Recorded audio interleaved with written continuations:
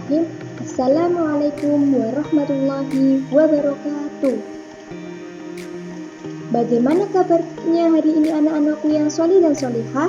Semoga tetap dalam keadaan sehat walafiat, agar kita semua tetap semangat dalam beraktivitas.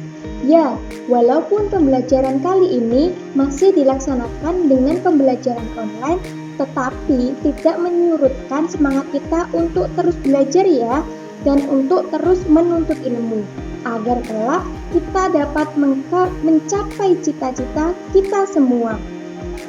Ya, bertemu lagi dengan Ustazah Rosa.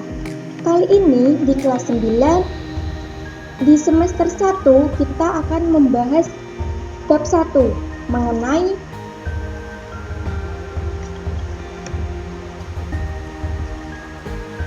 sejarah masuknya Islam di Indonesia. Kita melanjutkan pembahasan yang kemarin ya, karena pembahasan yang kemarin belum selesai mengenai sejarah masuknya Islam di Indonesia. Apa saja sih materi yang akan kita bahas di dalam materi tersebut?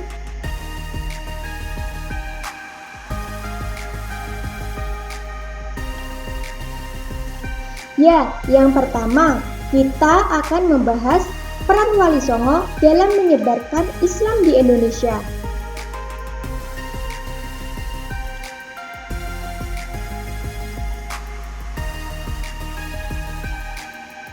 Yang kedua, kita akan membahas kerajaan Islam di Sumatera.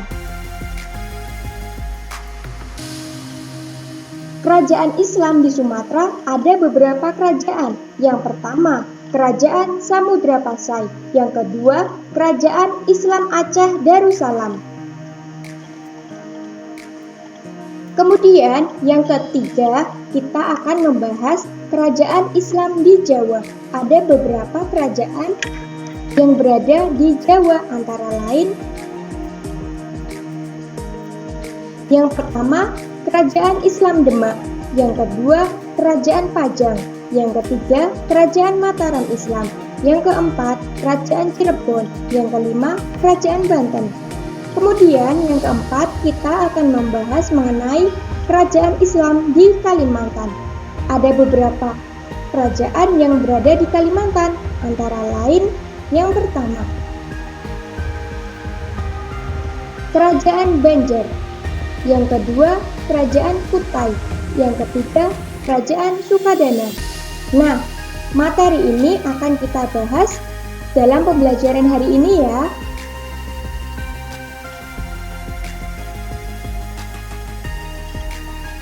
Selanjutnya, kita akan membahas peran Wali Songo dalam menyebarkan agama Islam di Indonesia. Nah, berikut ini gambar 9 Wali Songo. Apa sih Wali Songo itu? Wali Songo adalah perkumpulan 9 wali yang melakukan dakwah di Indonesia. Pembawa agama Islam di Indonesia terkenal dari para pedagang, juga dari para Wali Songo yang mempunyai ciri khas masing-masing dalam menyebarkan agama Islam di Indonesia.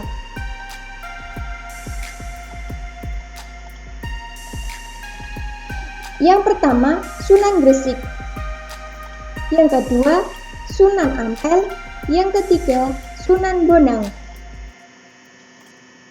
Yang pertama, Sunan Gresik, nama aslinya Maulana Malik Ibrahim. Lahir pada tahun 882 Hijriah atau 1419 Masehi. Beliau lahir di kota Gresik dan beliau merupakan orang keturunan Arab. Kemudian cara dakwah beliau yaitu dengan mendirikan masjid dan pondok pesantren sebagai pusat dakwah agama Islam dan sebagai pusat pendidikan dan pengajaran agama Islam agar terbentuk pendakwah-pendakwah yang hebat. Yang kedua, Sunan Ampel.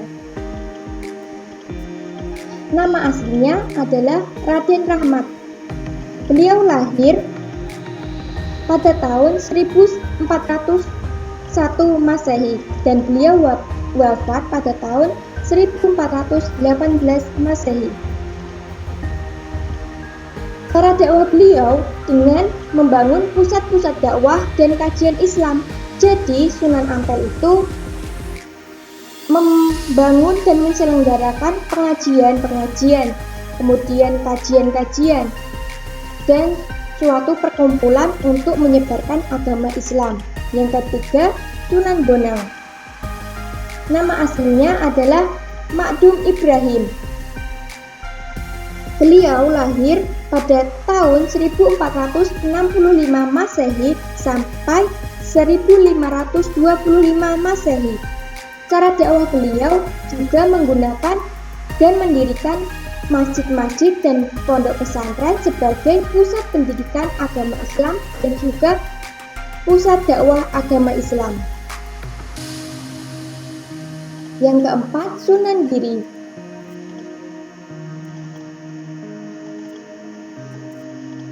Yang kelima, Sunan Derajat. Yang keenam, Sunan Kalijaga. Yang keempat, Sunan Giri. Nama aslinya adalah Raden Paku atau Ainul Yakin. Beliau mempunyai cara dakwah yang dapat kita teladani, yaitu mendirikan masjid dan pondok pesantren sebagai pusat pendidikan dan pengajaran agama Islam, sama seperti yang pertama tadi, Raden Gresik atau Sunan Gresik. Yang kelima, Sunan Derajat. Nama aslinya adalah Raden Syaifuddin. Cara dakwah beliau dengan menciptakan gending pangkur yang di dalamnya itu mengandung nilai-nilai dakwah Islam dalam setiap syairnya. Kemudian yang keenam, Sunan Kalijaga. Cara dakwahnya sama seperti Sunan Gresik dan Sunan Giri dengan mendirikan pondok pesantren sebagai pusat pendidikan agama Islam dan juga menggunakan wayang sebagai salah satu metode dakwah Islam. Yang ketujuh, Sunan Kudus. Yang kedelapan, Sunan Muria. Yang kesembilan, Sunan Gunung Jati. Sunan Kudus nama aslinya adalah Ja'far Shodiq Asmat Khan. Cara dakwah beliau yaitu dengan membuat gending mas kumambang dan micil yang mengandung nilai Islam dan dalam syair-syairnya. Kemudian Sunan Muria, nama asli beliau Raden Prawoto atau Raden Umar Said. Cara dakwah beliau dengan budaya, dengan menciptakan tembang mocopat berupa sinom dan kinanti, sama seperti Sunan Kudus tadi, menciptakan sebuah gending-gending Jawa. Yang kesembilan, Sunan Gunung Jati. Nama aslinya adalah Syarif Hidayatullah. Cara dakwah beliau dengan mendirikan pondok pesantren sebagai pusat pendidikan agama Islam. Nah, selanjutnya kita akan membahas kerajaan Islam di Sumatera. Tadi, kerajaan Islam di Sumatera itu ada beberapa kerajaan. Ya, ada dua kerajaan. Yang pertama, kerajaan Samudra Pasai. Di sini Ustadzah akan memberikan satu contoh di setiap kerajaan, baik di Sumatera, di Jawa, ataupun di Kalimantan. Ya, selanjutnya kita akan membahas kerajaan-kerajaan Islam yang berada di Sumatera.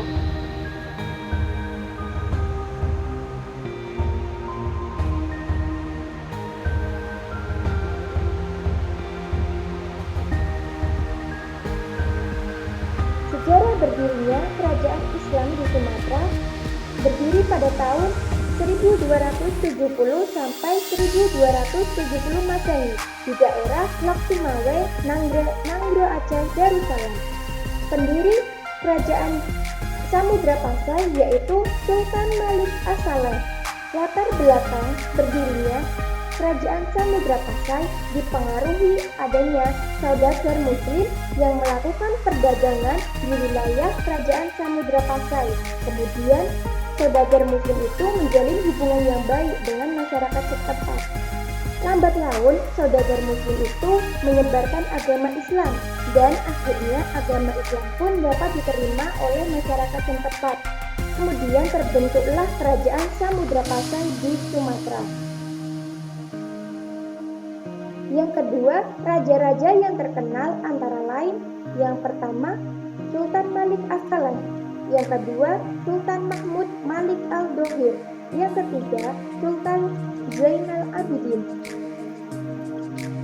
Bukti-bukti peninggalan Kerajaan Samudra Pasai yang pertama adalah adanya mata uang yang digunakan, yaitu berupa chaipis namanya, yang terbuat dari emas dan perak. Kemudian, yang kedua, adanya kuburan yang bertuliskan Arab. Kuburannya siapa? Kuburannya raja-raja Samudra Pasai. Kemudian, sebab-sebab kemunduran Kerajaan Samudra Pasai adalah yang pertama, adanya pengaruh kekuasaan dari Portugis. Yang kedua, adanya pengaruh kekuasaan dari Kerajaan Aceh. Selanjutnya, kita akan membahas kerajaan Islam di Jawa. Ada 5 kerajaan Islam di Jawa, tetapi Ustazah di sini akan membahas satu saja kerajaan Islam di Jawa, yaitu Kerajaan Demak. Sejarah Kerajaan Demak yaitu berdiri pada tahun 1500 Masehi, berada di kota Demak, Jawa Tengah, merupakan kerajaan Islam pertama di Jawa. Tadi Kerajaan Samudra Pasai merupakan kerajaan Islam pertama di Indonesia. Kalau Kerajaan Demak, kerajaan Islam pertama di Pulau Jawa. Raja pertama Kerajaan Demak yaitu Raden Patah. Raja-raja terkenal yang ada di Kerajaan Demak antara lain yang pertama Raden Patah, yang kedua Adipati Unus, yang ketiga Sultan Trenggono. Kemudian sebab kemunduran Kerajaan Demak adalah adanya perebutan kekuasaan di kalangan keluarga kerajaan. Bukti peninggalan Kerajaan Demak yang pertama Masjid Agung, kemudian yang kedua Menara Kudus. Ya, selanjutnya kita akan membahas kerajaan-kerajaan Islam yang berada di Kalimantan. Salah satunya yaitu Kerajaan Banjar. Sejarah Kerajaan Banjar yaitu berdiri pada tahun 1550 Masehi dengan raja pertamanya yaitu Raden Samudra.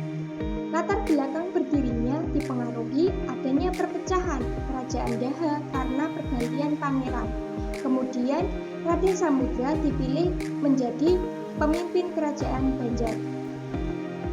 Kemudian raja-raja yang terkenal antara lain yang pertama Sultan Suryanullah, yang kedua Sultan Marhum Panembahan. Bukti-bukti peninggalan Kerajaan Banjar antara lain yang pertama bangunan keraton, yang kedua makam-makam Kerajaan Banjar, raja-raja Banjar. Kemudian sebab-sebab keruntuhan Kerajaan Banjar adanya pengaruh hubungan politik Belanda yang mengakibatkan perselisihan dengan pihak Belanda dan kalangan kerajaan sendiri, dan juga adanya masalah dagang dengan Inggris. Nah, sekian pembelajaran tarikh kali ini. Semoga yang Ustazah sampaikan dapat bermanfaat dan dapat menambah wawasan kalian ya. Sekian pembelajaran dari Ustazah. Jika Ustazah ada salah-salah kata, mohon dimaafkan ya. Untuk menambah wawasan dan pengetahuan kalian, baca buku paket tarikh bab 1 ya. Terima kasih. Wassalamualaikum warahmatullahi wabarakatuh.